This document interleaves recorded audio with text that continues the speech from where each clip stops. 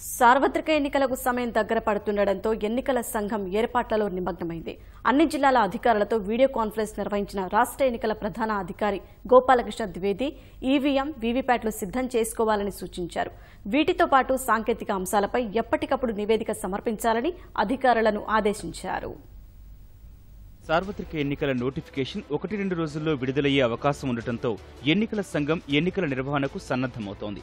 ఇప్పటికే పోలింగ్ కేంద్రాలు గుర్తించిన ఈసీ ఈవీఎంలు, వీవీప్యాట్ యంత్రాలను మరోసారి సరిచూసుకోవాలని అన్ని జిల్లా అధికారులను ఆదేశించారు.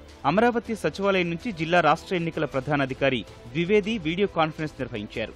ఎన్నికల నిర్వహణకు చేస్తున్న ఏర్పాట్లపై నివేదిక సమర్పించాల్సిందిగా కోరారు. సాంకేతిక పరమైన అంశాలకు సంబంధించి తొలిదశ తనిఖీలు పూర్తి చేయాలని సూచించారు. ఇకపై జిల్లా రెవెన్యూ అధికారి నోడల్ అధికారిగా వ్యవహరించాలని ద్వివేది స్పష్టం చేశారు.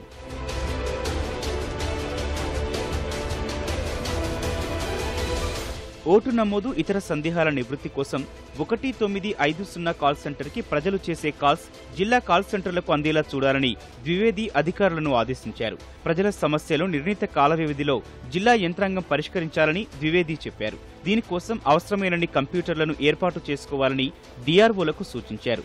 ఎన్నికల ప్రక్రియ నిరంతర పర్యవేక్షణ కోసం న్యూ సువిధ యాప్ను రూపొందించామని అదనపు సీఈఓ వివేక్ యాదవ్ స్పష్టం చేశారు.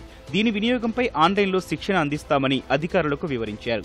ఎన్నికల నియమావళి ఉల్లంఘనపై ప్రజలు నేరుగా ఫిర్యాదు చేసేలా రూపొందించిన సి విజిల్ యాప్ నిర్వహణపైన ద్వివేది ఆదేశాలు జారీ చేశారు. ప్రతి ఫిర్యాదుపైన అధికారులు తక్షణం స్పందించాలన్నారు.